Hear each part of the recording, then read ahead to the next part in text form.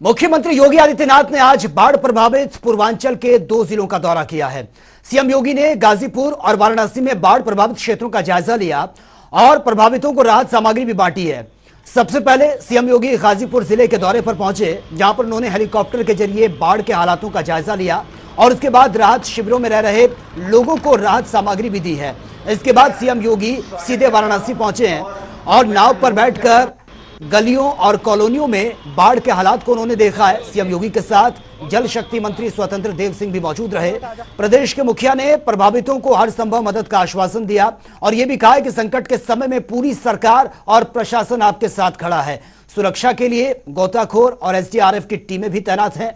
आपको बता दें कि यूपी के करीब 20 जिले बाढ़ से प्रभावित हैं। मध्य प्रदेश, राजस्थान में बारिश ज्यादा होने से कई नदियां इस वक्त तूफान पर हैं।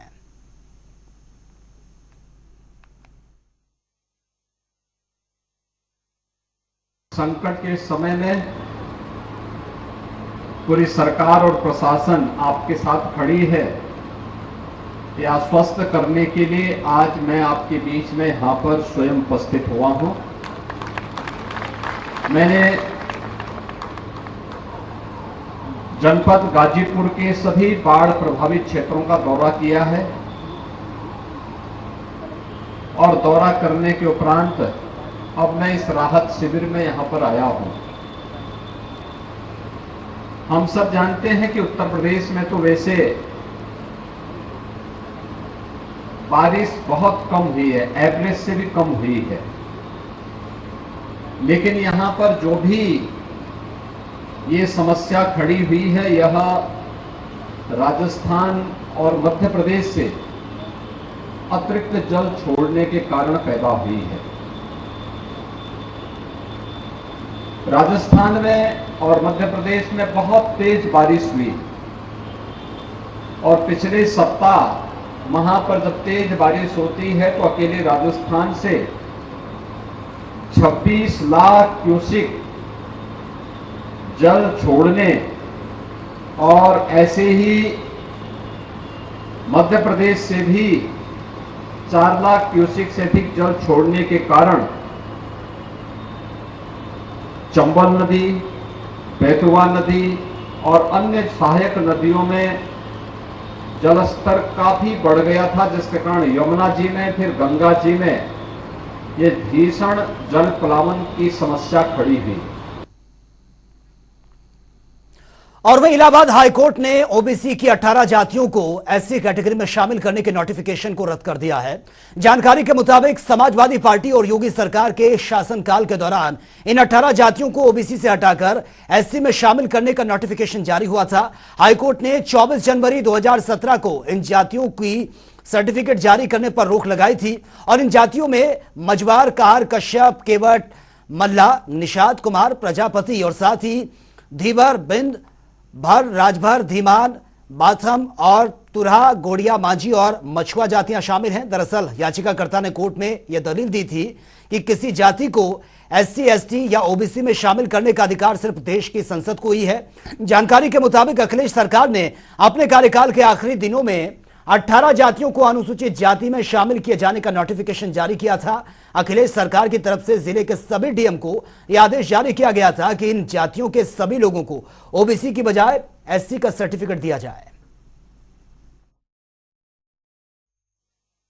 तो समाजवादी पार्टी तत्कालीन सरकार ने कुछ नहीं फैसला लिया, तब तो लाभ देने की बात नहीं की। और 2017 से लगातार माननीय ओम प्रकाश राजभर जी इस बात को कह रहे हैं कि सामाजिक न्याय समिति की रिपोर्ट लागू होनी चाहिए और इन तमाम अति पिछड़े और अति दलित समाज को नौकरियों में हिस्सेदारी मिलनी चाहिए। तो सभी विपक्षी पार्टियां हमलावर हो जा रहे हैं माननीय ओम प्रकाश राजभर जी, और वो विरोध करने लग रहे हैं कि सामाजिक न्याय समिति की रिपोर्ट लागू नहीं होनी चाहिए। इनके भी तो सांसद दिल्ली में बैठे हुए हैं, इनके भी तो सांसद राज्यसभा में बैठे हैं, लोकसभा और राज्यसभा में, क्यों नहीं बोलने की हिम्मत जुटाते हैं? सिर्फ और सिर्फ यह राजनीतिक फायदा उठाने के लिए इस तरह का चिट्ठी लिख देते हैं और समाज इस बात को स्वीकार कर लेता है कि नहीं हमारे लिए कुछ हो रहा है। जबकि 11 मार्च 2022 को ही एक फैसला आया था हाईकोर्ट का कि भर और राजभर जाति को एसटी में शामिल कर दिया जाए। तब तो किसी ने आवाज नहीं उठाया, सबके सब खामोश हो गए। इसलिए कि यह मसला जो केंद्र सरकार का है, उस केंद्र सरकार के फैसले को राज्य सरकार नहीं कर सकती। इसलिए महत्वपूर्ण यह है कि जो 27% का आरक्षण का लाभ मिल रहा है, उस लाभ को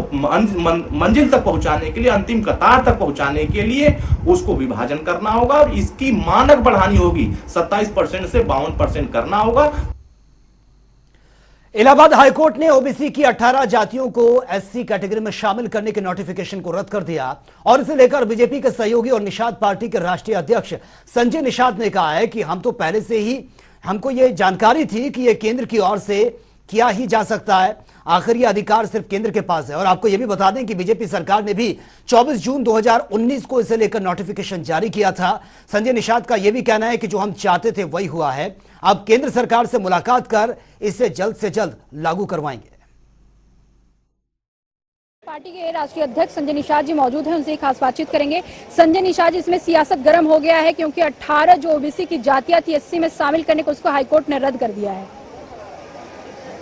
किसी भी ओबीसी में शामिल करने का, ओबीसी से एससी में शामिल करने का अधिकार कोई राज्य सरकार का नहीं। जिस राज्य सरकार ने वो नोटिफिकेशन जारी किया था, उस राज्य सरकार को ही हमारे समाज ने खारिज कर दिया है। वो गलत था, बेईमान वाला नहीं, हमें संविधान वाला चाहिए।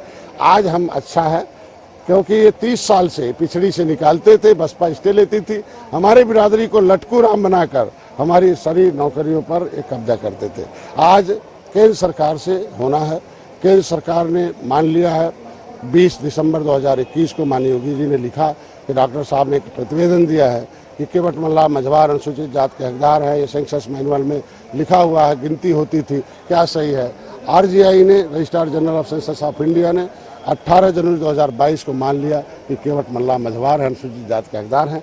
नोडल विभाग जो है, ये क्या नाम है, सामाजिक न्याय मंत्रालय, सामाजिक न्याय मंत्रालय ने भी मान लिया है। अभी लिखित सूचना पर प्रवीण एमपी साहब के सदन से उन्होंने लिखित जवाब दिया है कि आर नारायण स्वामी जी ने कि मझवार 1950 से अनुसूचित जाति की सूची में शामिल है। इनकी उपजातियों को सर्टिफिकेट मिलना चाहिए, ये राज्य सरकार की जिम्मेदारी है। अब इस पर हम लोग प्रभावी कदम कर रहे हैं और निश्चित रूप से अब कोर्ट का मामला साफ हो गया। यह उल्टा पुल्टा कि हमारा मामला एक्सप्लेनेशन का था। हम ऑलरेडी केवट मल्ला मझवार गौड़ तुरिया खरवार बेलदार खरोट कोली 7 नामों से इनकी उपजातियों में को अनुसूचित जात में डालना ही गलत था, पिछड़ी जात में डालना। पिछड़ी जात से हम अब निकलेंगे, मतलब हमें पिछड़ी जात से निकलना, अनुसूचित जात में हम लोग शामिल हैं। मझवार नाम का सर्टिफिकेट अब मिलना शुरू हो जाएगा। पहले अखिलेश यादव ने नोटिफिकेशन जारी किया, इससे पहले देखा जाए तो मुलायम सिंह यादव ने जारी किया था। उसके बाद भाजपा ने भी उसी फहरिस्त में आके जुड़ गई, वो भी जारी कर दी। लेकिन सवाल सबसे बड़ा ये है कि नोटिफिकेशन का जो अधिकार है या फिर ओबीसी की जातियों को एससी में शामिल करने का जो अधिकार है, अगर ये पता था कि केंद्र के पास है तो फिर ये नोटिफिकेशन क्यों? सरकार ने नोटिफिकेशन नहीं जारी किया था। ये उस 2017 का मामला था, 2016 का। 2019 में भी जारी किया गया है संजय जी। हमारी बात तक में 2016 दिसंबर 2016 का 22 दिसंबर 2016 का मामला था। वो हाई कोर्ट का आर्डर था, वो पेंडिंग पड़ा था सचिवालय में और सचिवालय में पेंडिंग था। उस आर्डर को पास किया गया था, हाई कोर्ट के आर्डर को पास किया गया था, लेकिन वो उस पर फिर स्टे लिया बसपा ने। वो ट्रायल चल रहा था। वो केस तो समाजवादी पार्टी के समय का, सपा के समय का, हमारे भारतीय जनता पार्टी का। हम लोग का मामला दिल्ली का है तो दिल्ली से चल रहा है। आप लिखित चीजों को भी इंकार कर रहे हैं। 24 जून 2019 को भाजपा की सरकार ने भी ये नोटिफिकेशन जारी किया था, इसको स्वीकार कर। कोर्ट के आर्डर का उन्होंने किया था, न कि उन्होंने अपने वहां से अधिसूचना। कोर्ट के आर्डर को उन्होंने इम्प्लाई किया था कि कोर्ट का आर्डर है उसे इम्प्लीमेंट किया जाए। तो सरकार का नोटिफिकेशन 22 दिसंबर का था, उसी को किया था, नया कोई नोटिफिकेशन नहीं। केंद्र सरकार से मिलेंगे क्योंकि अब अधिकार तो सिर्फ केंद्र सरकार की है। निश्चित रूप से हम तो यही चाहते थे, उसी में हमारी लड़ाई है और वही हमारा है। हस्ताक्षर अभियान चलेगा, ब्लॉक में चलेगा, हमारे लोग अब करेंगे और सरकार से अपनी समस्याओं की मांग करेंगे और वादा भाजपा ने जो किया उसे पूरा करेंगे।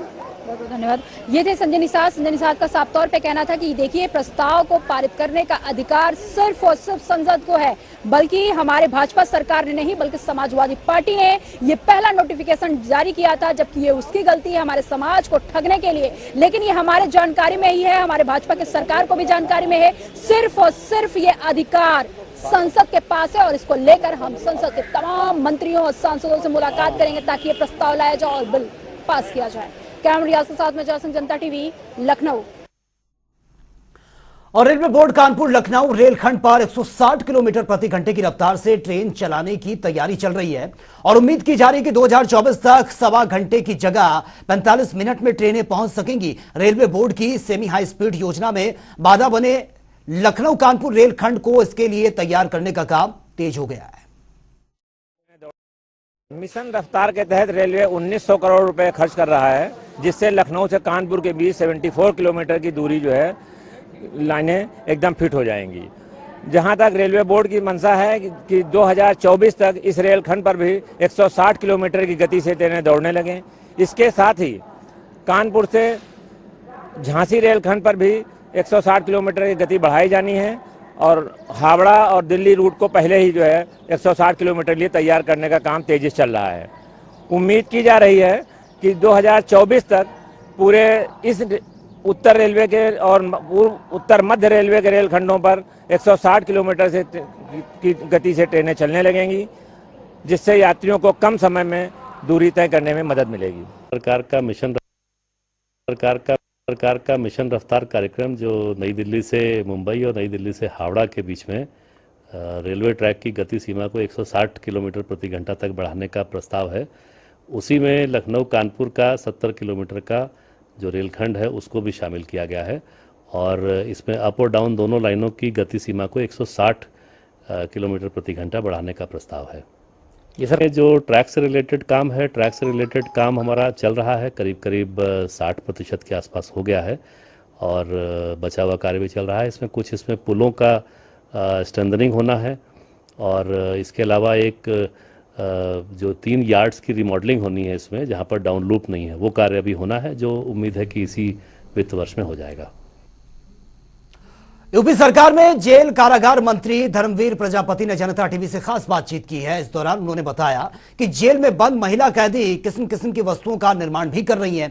हमारी कोशिश है कि बंद कैदियों को स्वरोजगार से जोड़ा जा सके ताकि जेल से बाहर निकलने के बाद सशक्त बन सके और खुद के जीवन को सकुशल भी वो बना सके। उन्होंने कहा है कि MSME के माध्यम से इसका वो प्रचार भी करेंगे ताकि कैदियों की काबिलियत घर घर तक पहुंच सके। आत्मनिर्भरता के पीच पर यूपी के जेलों में बंद कैदी एक समय किक मारते नजर आ रहे हैं और इसकी बानगी हर जेलों में देखने को मिल रही है। इस पर खास बातचीत करने के लिए हमारे साथ उत्तर प्रदेश के कारागार मंत्री धर्मवीर प्रजापति जी मौजूद हैं। वो खुद इसकी जानकारी देंगे किन किन तरह के प्रोडक्ट का वो निर्माण कर रहे हैं। धर्मवीर जी, मैं देखना भी चाहूंगी कि आपने जो प्रेस कॉन्फ्रेंस करके हम लोग को दिखाया कि किस तरीके से वो चीजों का निर्माण कर रहे हैं, तो कृपया उस चीज को दिखाइए ताकि हमारे कैमरे पे पता चल सके दर्शकों को कि क्या क्या चीजों का वो निर्माण कर रहे हैं। देखिए, ये पीलीभीत की जेल में जलकुंभी से बनाया हुआ प्रोडक्ट है। ये सभी जलकुंभी से बनाए हुए हैं, जिसका सब लोग कूड़ा कजाला समझ करके बाहर फेंक देते हैं। वहाँ के जिलाधिकारी ने सफाई कराई तालाब की, उसमें जलकुंभी जो आई वो महिलाओं ने मंगाई और उसके बाद में ये प्रोडक्ट उन्होंने बनाए। आप ये देखेंगे कि ये कैदी की बनाई हुई, गाजियाबाद में कैदी ने मेरी प्रिंट बना करके मुझे भेंट की जब मैं गया, तो ये देखेंगे तो इटावा की जेल में महिला कैदियों ने भगवान कृष्ण का मुकुट के रूप में बनाया है। तो हमने एमी से जोड़ा है, कौशल विकास हम लेकर के अपने मैनुअल में आए हैं। इसके पीछे एक रहस्य ये है कि जब बंदी काम सीखेंगे, स्वरोजगार से जुड़ेंगे, बाहर बेरोजगार नहीं रहेंगे जाने के बाद में, तो मानव दशा उनकी सुधरेगी और वो क्राइम में नहीं जाएंगे। ऐसा हमारा अपना मानना है। इसीलिए हमारा प्रयास है कि उनको स्वरोजगार से जोड़ा जाए। ये जो आपने प्रोडक्ट दिखाई है, आपने बोला कि जलकुंभी से बनाया गया है, ये किस जिले का निर्माण किया गया, किस जिले के कैदियों ने इसका निर्माण किया? ये पीलीभीत में महिला कैदियों ने बनाए हैं। सबसे बड़ी बात है कि इन चीज़ों का निर्माण तो किया जा रहा है, लेकिन दर्शकों तक और तमाम जो जिले में लोग हैं, उत्तर प्रदेश की जनता है, उस तक कैसे पहुंचाएंगे कि कैदी इन चीज़ों का निर्माण कर रहे हैं ताकि उसका प्रमोशन बढ़े? ये हो रहा है ना आज मीडिया कर रहे हैं आपके माध्यम से। इसके अलावा आपके पास क्या है? अलावा हर जेल में बाहर आउट जहाँ जगह है वहाँ आउटलेट की व्यवस्था हम लोग बनाने जा रहे हैं। सर्दियों में एक प्रदर्शनी का योजना हमारे दिमाग में चल रही है कि उत्तर प्रदेश की सभी जेलों में, और जहां आउटलेट बनेंगे वहां ये जेल का प्रोडक्ट नहीं होगा। जितनी जेलों में बन रहे हैं, कोशिश हमारी रहेगी कि सभी आउटलेट पे सभी जेलों के बनाए हुए प्रोडक्ट रहें। ये प्रयास हमारा रहेगा। पहले कि आपने बताया कि सभी महिलाओं ने ही निर्माण किया है, लेकिन सबसे बड़ी बात ये भी मुख्य सवाल बन जाता है, क्या पुरुष भी कुछ ऐसे चीजों का निर्माण कर रहे हैं जो प्रदर्शनी का विषय बने? नहीं, पुरुष बहुत कुछ कर रहे हैं। पुरुष के गाय के गोबर से लकड़ी बना रहे हैं, पुरुष एलईडी बल्ब बना रहे हैं, पुरुष पंखे के मोटर बाइंडिंग कर रहे हैं, पुरुष स्टेबलाइजर बना रहे हैं। बहुत कुछ काम पुरुष भी कर रहे हैं, ऐसा नहीं है। पुरुष हाँ वही सिलाई भी कर रहे हैं। अभी की लकड़ी वाली जो बता रहे हैं वो किस जिले का है? वो आगरा का है। आगरे के गाय के गोबर से लकड़ी बना रहे हैं और वो अंत्येष्टि के काम आ रही है। तो ऐसा हमारे जहाँ जहाँ हमारी जेलों में गाय है वहाँ हमारा प्रयास है कि सभी जगह बनवाई जाए वो लकड़ी। धन्यवाद। ये थे धर्मवीर प्रजापति जी। इनका साफ तौर पे कहना था कि जो भी महिला हो या पुरुष हो, बंद कैदी हैं, उनको हम स्वरोजगार से जोड़ने की कोशिश कर रहे हैं ताकि बाहर जाने के बाद वो सशक्त बन सके। कैमरा रियाज के साथ मैं जासिम, जनता टीवी, लखनऊ। उत्तर प्रदेश में शासन और प्रशासन का माफियाओं और अपराधियों पर शिकंजा कसना जारी है और इसी कड़ी में बरेली में कुख्यात ड्रग माफिया कलवा उर्फ शाहिद और उसकी पत्नी इमराना की अवैध संपत्ति पर यह बड़ी कार्रवाई की गई है। खबर के मुताबिक माफिया कलवा की करीब 9 करोड़ 19 लाख की संपत्ति को डीएम ने गैंगस्टर एक्ट के तहत जब्त कर लिया है और डीएम ने जब्त की गई संपत्ति का प्रशासक एसडीएम को नियुक्त किया है और ऐसे में एसडीएम और स्थानीय पुलिस की मौजूदगी में संपत्तियों पर बोर्ड लगाकर उसको जब्त किया गया। और आपको यह भी बता दें कि मीरगंज के मोहल्ला अंसारी के रहने वाला ड्रग माफिया कलवा उर्फ शाहिद और उसकी पत्नी के नाम से दुकान, मकान, प्लॉट और बैंक खातों पर यह बड़ी कार्रवाई की गई है।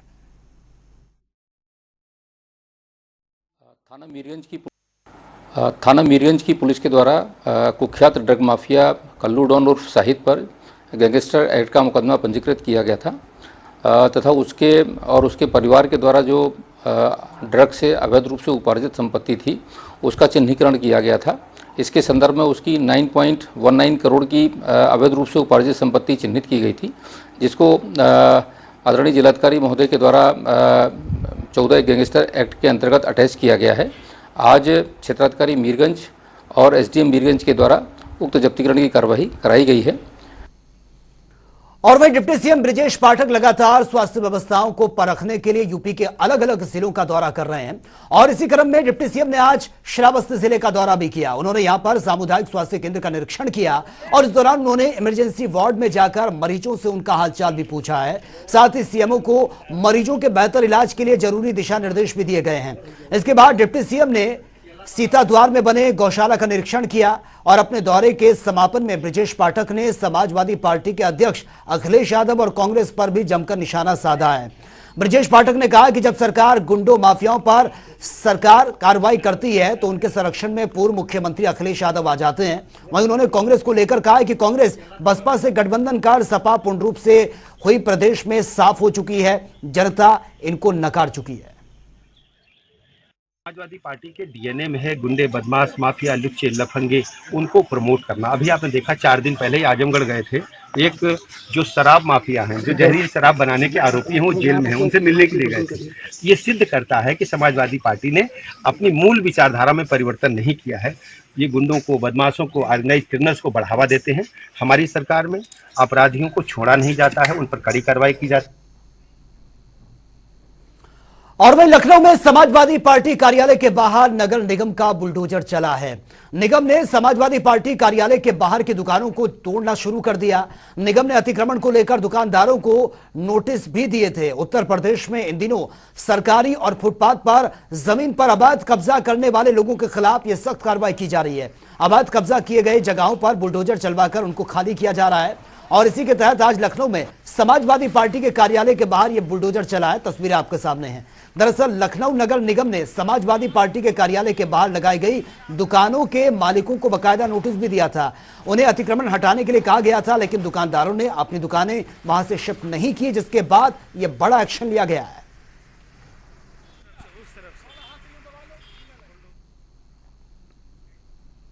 तो चलिए अब बात उत्तराखंड की खबरों की कर लेते हैं। उत्तराखंड में सरकार नए जिलों के गठन को लेकर भी विचार विमर्श कर रही है। मुख्यमंत्री पुष्कर सिंह धामी ने मीडिया से बातचीत करते हुए इस बात के संकेत दिए हैं कि राज्य में बीते लंबे समय से नए जिलों की मांग उठती आ रही है, जिसे देखते हुए अब जनप्रतिनिधियों और सामाजिक एक्टिविस्ट से भी सरकार राय मशवरा भी करेगी।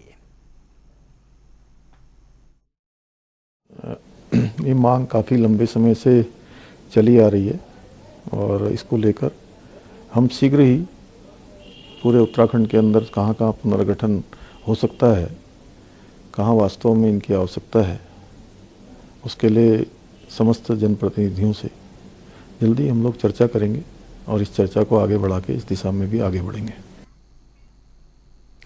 उत्तराखंड में लगातार भर्तियों को लेकर रोजाना नए नए खुलासे हो रहे हैं। वहीं अब एक और लेटर बॉम्ब ने उत्तराखंड में हलचल मचा दी है, तो वहीं राजनीति में भी भूचाल सा आ गया। दरअसल मामला कैबिनेट मंत्री रेखा आर्य के लेटर बॉम्ब का है, जहां पर उन्होंने एक लेटर अपने विभाग को लिखा है जिसमें 4 लोगों की नियुक्ति करने की बात उन्होंने कही है और जिस पर अब राजनीति शुरू हो चुकी है। जहां एक और बीजेपी नेता रेखा आर्य का बचाव करते हुए नजर आ रहे हैं, तो वहीं नियुक्ति लेटर को लेकर कांग्रेस अब बीजेपी पर हमलावर हो चुकी है। कांग्रेस की प्रवक्ता गरिमा दसौनी ने सरकार पर निशाना साधते हुए कहा कि नियुक्तियों को लेकर लगातार उत्तराखंड में जांच हो रही है। वहीं दूसरी ओर बीजेपी की कैबिनेट मंत्री रेखा आर्य ने पत्र लिखकर 4 लोगों की नियुक्ति करने की जो बात कही है, इससे साफ होता है कि बीजेपी कहीं ना कहीं इस भ्रष्टाचार में डूबी हुई है।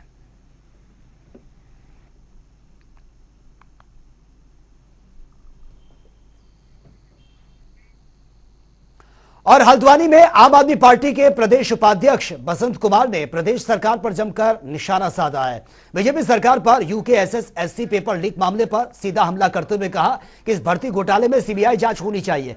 बसंत कुमार के मुताबिक हाकिम सिंह सत्ता में बैठे लोगों का केवल एक कर्मचारी है, जबकि इसमें कई बड़े मगरमच्छ और पकड़े जाने हैं। लिहाजा इस पूरे मामले की जांच एसटीएफ से नहीं बल्कि सीबीआई को यह सौंपनी चाहिए। साथ ही उन्होंने उत्तराखंड के मुख्यमंत्री से इस्तीफे की मांग करते हुए कहा है कि जिस राज्य में भर्ती के नाम पर इतने बड़े घोटाले हो रहे हैं, वहां मुख्यमंत्री को नैतिकता के आधार पर इस्तीफा दे देना चाहिए। उन्होंने कहा कि आम आदमी पार्टी युवाओं के साथ धोखा भर्ती घोटाले को लेकर पूरे प्रदेश में बड़ा आंदोलन करने जा रही है।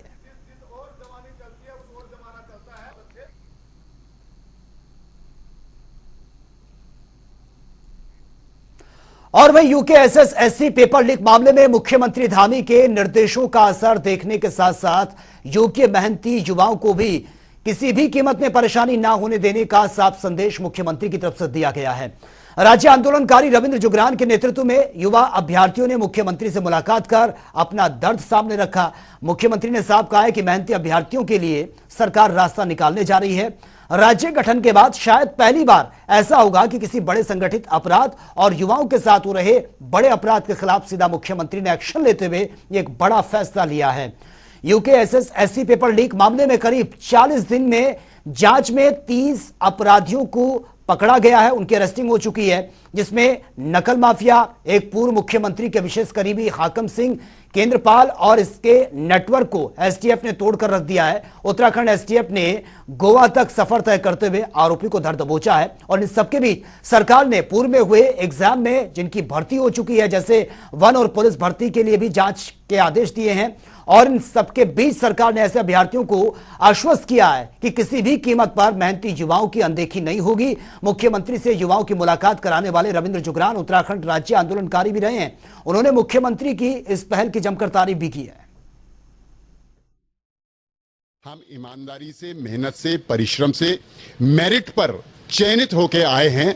हमारे साथ भी सरकार न्याय करे, हमारा पक्ष भी सुने और अगर हमको ज्वाइनिंग दे, हमको नौकरी दे, अगर जांच कराए, अगर हम गलत पाए जाते हैं, ज्वाइनिंग देने के बाद भी अगर हम गलत पाए जाते हैं तो हमको टर्मिनेट करे, बर्खास्त करे, हमसे शपथ पत्र ले ले और हमें आने वाले समय में पूरे जीवन काल के लिए किसी भी भर्ती में आवेदन करने से वंचित कर दिया जाए।